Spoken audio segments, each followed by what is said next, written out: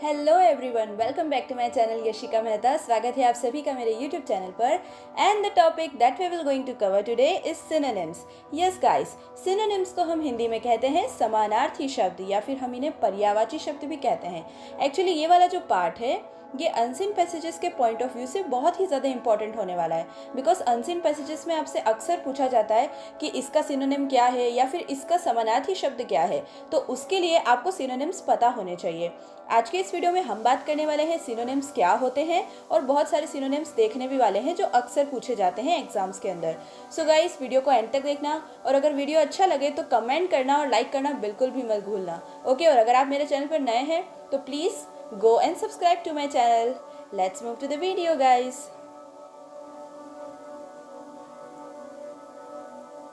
सबसे पहले हम बात करने वाले हैं what are synonyms. A synonym is a word having the same meaning as another word. Synonym ऐसे शब्द होते हैं जिनका समान अर्थ होता है। जैसे हम हिंदी में इन्हें क्या कहते हैं, समानार्थी। अगर आप इस समानार्थी शब्द को देखें तो इसका अर्थ भी इसी में छुपा है। समान अर्थ देने वाले शब्दों को ही हम सिनोनिम्स कहते हैं। ठीक है, तो ये तो हो गई डेफिनेशन। मतलब ऐसे शब्द जो दोनों सेम मीनिंग रिप्रेजेंट करेंगे, भले ही वो शब्द अलग अलग होंगे। जैसे अब यहाँ दिख रहा है ऑर्डिनरी। ऑर्डिनरी को हम कॉमन भी कहते हैं। किसी भी सेंटेंस के अंदर अगर कहीं पर ऑर्डिनरी लिखा होगा तो उसकी जगह पर आप कॉमन वर्ड का भी प्रयोग कर सकते हैं। अंडरस्टूड। जैसे यहाँ लिखा है स्लीपी। स्लीपी का मतलब होता है मोशनलेस या ड्राउसी। स्लीपी मतलब जैसे आपको थोड़ी सी थकान हो रही है, नींद जैसा हो रहा है, तो उसको हम मोशनलेस भी कहते हैं। एक्चुअली क्या है गाइस, सिनोनिम्स का यूज़ हमें इसलिए भी करना चाहिए कि हम कभी कभी क्या करते हैं कि बहुत ही कॉमन वर्ड्स यूज़ करते हैं हमारी डेली लाइफ की इंग्लिश में, तो वहाँ पर हमें सिनोनिम्स क्या काम आते हैं, थोड़ा सा एक्स्ट्रा ऑर्डिनरी इंग्लिश बोलने में काम आते हैं। तो वहाँ पर क्या होता है कि हम बोल बिल्कुल वही रहे हैं जो एक सिंपल भाषा में बोला जाता है, लेकिन हम उसको थोड़ा सा अच्छे तरीके से प्रेजेंट कर सकते हैं सामने वाले के सामने। इसीलिए हमें वर्ड्स के सिनोनिम्स पता होने चाहिए। और साथ ही साथ मैंने आपको बताया है अनसीन पैसेजेस में भी इनका बहुत यूज़ होता है। Okay, so the next is foolish. Foolish को हम स्टूपिड कहते हैं। अंडरस्टूड। इमिनेंट। अब देखिए, फेमस और पॉपुलर तो आपने सुना होगा, लेकिन एक नया वर्ड है इमिनेंट। इमिनेंट को भी हम यही कहते हैं कि जो व्यक्ति बहुत ही ज़्यादा प्रसिद्ध होते हैं उनके लिए हम कौन सा वर्ड यूज़ करते हैं, इमिनेंट। तो अब से आप कभी भी ऐसा कुछ कहना चाहो कि जैसे वो तो बड़ा फेमस इंसान है, तो आप वहाँ पर इमिनेंट का भी यूज़ कर सकते हो। Okay, the next is intention, purpose. जैसे हम बोलते हैं ना कि मेरा इंटेंशन ये नहीं था, तो उसको हम पर्पस भी कह सकते हैं। इंटेंशन मतलब होता है पर्पस, कि आपका ये कार्य करने का या फिर ये चीज़ करने का मोटिव क्या है, इंटेंशन क्या है। वहाँ पर हम पर्पस और इंटेंशन दोनों में से किसी भी वर्ड का यूज़ कर सकते हैं। The next is compel and force. देखिए, हम जैसे कहते हैं कि we should not force any one to do any work. हमें किसी को भी किसी काम के लिए कभी फोर्स नहीं करना चाहिए। तो इस सेंटेंस के अंदर जो फोर्स वर्ड मैंने यूज़ किया है उसकी जगह आप कंपेल भी यूज़ कर सकते हो, तो थोड़ा नया लगेगा। और नए लगने के साथ साथ क्या पता अनसीन पैसेज में आपसे पूछ ले कि फोर्स का सिनोनिम क्या होता है, तो वहाँ आप लिख कर आएंगे compel. Understood. Do not compel me मतलब do not force me. Conceal and hide. देखिए, आपने लड़कियां अगर अक्सर कंसीलर का यूज़ करती है मेकअप के अंदर, तो उसका नाम कंसील क्यों हुआ है? कंसील उसका नाम इसलिए हुआ है क्योंकि वो हाइड करता है। क्या करता है? हाइड करता है। जो भी डार्क स्पॉट्स या जो भी ब्लैमिशेस होते हैं अपने फेस के ऊपर, उसको हाइड करने का काम कंसीलर करता है मेकअप के अंदर, जैसा कि आपको पता है। तो इसीलिए हम उसको कंसीलर कहते हैं, क्योंकि वो क्या करता है? हाइड करता है। उसके सिनोनिम से ही उस जो चीज़ है, उस सब्सटेंस का नाम ही इसीलिए कंसीलर है, क्योंकि वो क्या करता है? हाइड करने का काम करता है। और वही उसका मीनिंग भी है, conceal means hide. Invaluable. Invaluable का मतलब होता है प्राइसलेस। कोई भी चीज़ ऐसी होती है जो अमूल्य होती है, उसे हम इनवैल्यूएबल कहते हैं। जैसे क्या होता है प्राइसलेस, तो जैसे ऑक्सीजन है, oxygen is priceless but it is valuable. Oxygen priceless तो है लेकिन वैल्यूएबल भी है साथ में। क्यों? अगर हमारी लाइफ में ऑक्सीजन नहीं होगी तो क्या हम जी सकेंगे? प्राइसलेस है मतलब उसका कोई कॉस्ट नहीं पे कर रहे हम, लेकिन वो हमारे जीवन की सबसे क्या है, सबसे ज़रूरी चीज़ है, सबसे बहुमूल्य चीज़ है, इसीलिए हम उसे वैल्यूएबल कहते हैं। अब यहाँ आप एक चीज़ नोटिस करेंगे, मैंने कहा कि ऑक्सीजन वैल्यूएबल है, लेकिन यहाँ पर मैं ये भी कह रही हूँ कि ऑक्सीजन प्राइसलेस है, तो उसका दोनों तरफ क्यों इंपॉर्टेंस हो रहा है? क्योंकि प्राइसलेस तो है, अगर प्रैक्टिकली देखें तो यस ऑक्सीजन इज प्राइसलेस, लेकिन अगर हम उसको इंटेंशनली सोचे और भावनाओं के साथ अगर लिंक करें तो वो एक वैल्यूबल चीज़ है, दैट वाज अ बहुमूल्य थिंग है। क्लियर है? The next is kind and generous. अब यहाँ पर आपको दिख रहा होगा कि काइंड और जेनरस का क्या महत्व है। काइंड को अगर मैं देखूं तो काइंड का मतलब होता है कि जो उदार भावना वाला होता है, जिसके अंदर दया की भावना होती है, उसे हम क्या कहते हैं? काइंड कहते हैं। तो काइंड की जगह पे आप जेनरस वर्ड का भी यूज़ कर सकते हैं, दैट इज उसका सिनोनिम क्या होता है? जेनरस होता है।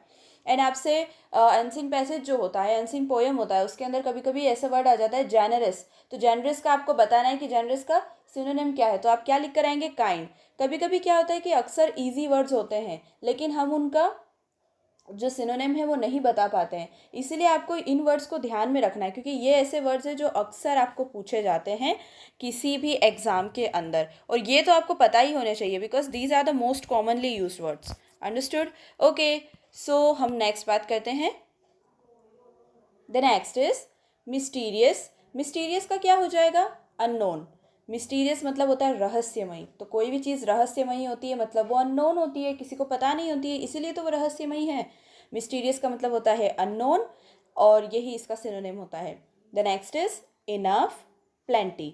इनफ का मतलब क्या होता है? कि बस अब नहीं खाना, जैसे अपन कहते हैं ना enough food, I don't want to eat now, अब हमें और नहीं खाना, पेट भर गया है, तो वहाँ इनफ का यूज़ करते हैं। इनफ मतलब प्लेंटी भी होता है। प्लेंटी मतलब होता है कि बहुत सारा, बहुत सारी चीज़ जब आप होती है प्लेंटी, तो उसको अपन कहते हैं इनफ। क्लियर है? द नेक्स्ट इज एस्टोनिश्ड को हम सरप्राइज्ड कहते हैं। Why we call astonished as surprised? जैसे आप कभी भी सरप्राइज हो जाते हो, कोई बर्थडे पार्टी है और आप एकदम से कुछ अच्छा सरप्राइज आपको मिलता है तो आप कैसे एकदम शॉक हो जाते हो, उसको हम सरप्राइज्ड होना कहते हैं। लेकिन आप सरप्राइज्ड वर्ड के जगह पर एस्टोनिश्ड भी कह सकते हो। I am very astonished to see all this, मतलब मैं बहुत ही शॉक हो गया, सरप्राइज हो गया ये सब देखकर। ओके, तो यहाँ क्या होता है कि इंग्लिश थोड़ी सी अपन हाई लेवल की यूज़ करते हैं। सरप्राइज्ड वर्ड तो सभी को पता होता है, but when we use words like astonished, तो उससे क्या होता है कि हमारा थोड़ा सा इंग्लिश बोलने का लेवल आगे हो जाता है। Okay, the next is brief, short. जैसे आपने देखा है शॉर्ट आंसर टाइप क्वेश्चंस होते हैं ना, ऐसे ही हम उन्हें ये भी कहते हैं कि आंसर इन ब्रीफ। तो आंसर इन ब्रीफ का मतलब भी यही होता है कि आपको शॉर्ट में आंसर देना है, और डिटेल वाले जो आंसर होते हैं उनको हम लॉन्ग आंसर्स कहते हैं। क्लियर है? The next is assistance, help. जैसा कि आप सब जानते हैं कि हम सभी के फ़ोन में गूगल असिस्टेंस होता है, तो उसका नाम गूगल असिस्टेंट क्यों पड़ा? क्योंकि वो आपकी हेल्प कर रहा है। असिस्टेंट करना ही हेल्प होता है, इसीलिए हम उसे गूगल असिस्टेंट्स कहते हैं, क्योंकि वो आपकी हेल्प कर रहा है। अंडरस्टूड? तो what is the synonym of help? Assistants. Cease, stop. Cease करना मतलब रोकना, किसी को स्टॉप करना। Cautious, careful. केयरफुल तो हम सभी जानते हैं, यू शुड बी केयरफुल, तो ये चीज़ें जो हैं ये सभी कॉमनली यूज वर्ड्स में आता है। लेकिन कॉशियस की बात करें तो थोड़ा सा लेवल बढ़ जाता है, यू शुड बी कॉशियस, तो यहाँ पर क्या होता है कि हम सिनोनिम यूज़ कर सकते हैं। क्लियर है? काम को हम कहते हैं पीसफुल। काम वो होते हैं जो बिल्कुल शांत, शांत व्यक्तियों को या शांत चीज़ों को हम काम कहते हैं। तो काम का जो सिनोनिम होता है वो होता है आपका पीसफुल। क्लियर है? प्रोहिबिट करना मतलब प्रिवेंट करना। प्रोहिबिट करना मतलब प्रिवेंट करना, मतलब किसी चीज़ से बचाव करना। प्रिवेंट करना मतलब बचाव करना। देखिए बहुत फ़र्क होता है। प्रोहिबिट मतलब आप रिस्ट्रिक्ट नहीं कर रहे हो किसी को। क्लियर है? इन दोनों में आप फ़र्क समझना। रिस्ट्रिक्ट करना मतलब कि आप किसी को रोक रहे हो, है ना? रिस्ट्रिक्ट करना मतलब आप किसी को रोक रहे हो, और प्रोहिबिट करना मतलब आप उसकी सुरक्षा कर रहे हो। दोनों में बहुत फ़र्क है, इस चीज़ को क्लियर रखना। रिस्ट्रिक्शन का मतलब क्या होता है? टोकना, रोकना टोकना ही आपका रिस्ट्रिक्शन होता है, लेकिन प्रोहिबिट करना क्या होता है? सुरक्षा करना। क्लियर है? और प्रोहिबिट को हम प्रिवेंट कहते हैं, इसका सिनोनिम क्या होता है? Prevent. The next is huge, giant. कोई भी बहुत बड़ी चीज़ होती है ह्यूज, तो उसको हम जायंट कहते हैं। क्लियर है? एक्सपेंसिव को कॉस्टली कहते हैं, ये तो सबसे ईजी है, आप सभी को पता होगा। मिस्टेक्स हो जाना, एरर। जैसे कंप्यूटर के अंदर अगर हम कभी भी कोडिंग करते हैं तो वहाँ पर कभी भी आपकी कोई भी कोडिंग में थोड़ी सी गड़बड़ हो जाती है तो वहाँ पर मैसेज आता है, एक डायलॉग बॉक्स, वहाँ मिस्टेक्स लिखा नहीं आता है, वहाँ एरर लिखा आता है। क्लियर है? तो कंप्यूटर की लैंग्वेज में हम मिस्टेक्स को एरर कहते हैं, और जनरली हम लोग जो वर्ड यूज़ करते हैं वो होता है मिस्टेक। क्लियर है? The next is Sumit, top. मतलब टॉप करना, किसी भी चीज़ को टॉप करना हम सुमित कहते हैं। अब यहाँ पर है ना, ये जो सुमित वर्ड है ये अक्सर माउंटेन क्लाइंबर्स के लिए यूज़ किया जाता है। जैसे कोई भी माउंटेन क्लाइंबर होता है, जैसे हमें पता है कि बचेंद्री पाल जो है वो पहली महिला थी जिन्होंने माउंट एवरेस्ट को पार किया था, तो वहाँ पर सुमित वर्ड का यूज़ किया जाता है। तो उसका मतलब क्या होता है, सुमित करना मतलब टॉप करना, वो सबसे टॉप पर चढ़कर आई थी बचेंद्री पाल। क्लियर है।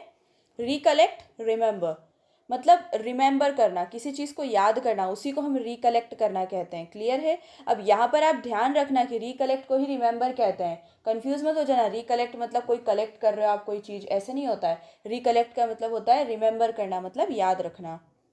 ग्रेव, सीरियस, कोई भी पर्सन सीरियस है या कोई भी सिचुएशन सीरियस है उसको हम ग्रेव कहते हैं। Clear. And the last is glad, को हम कहते हैं हैप्पी। अगर हम लोग हैप्पी वर्ड यूज़ कर करके बोर हो गए हैं, हम सोच रहे हैं he is very happy, she is very happy, तो वहाँ पर हम ऐसा भी यूज़ कर सकते हैं, आई एम वेरी ग्लैड, मतलब मैं बहुत ही खुश हूँ।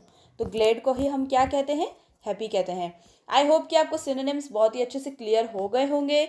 सो guys please do like, share, comment and subscribe to my YouTube channel. Please guys आप मुझे बताते रहिए कि आपको वीडियो कैसे लग रहे हैं, मुझे कमेंट करके बताते रहिए, वीडियोस को लाइक करते रहिए एंड ज़्यादा से ज़्यादा वीडियो को शेयर करना तो बिल्कुल मत भूलना। Okay, so guys meet you in the next video. Thank you so much for watching.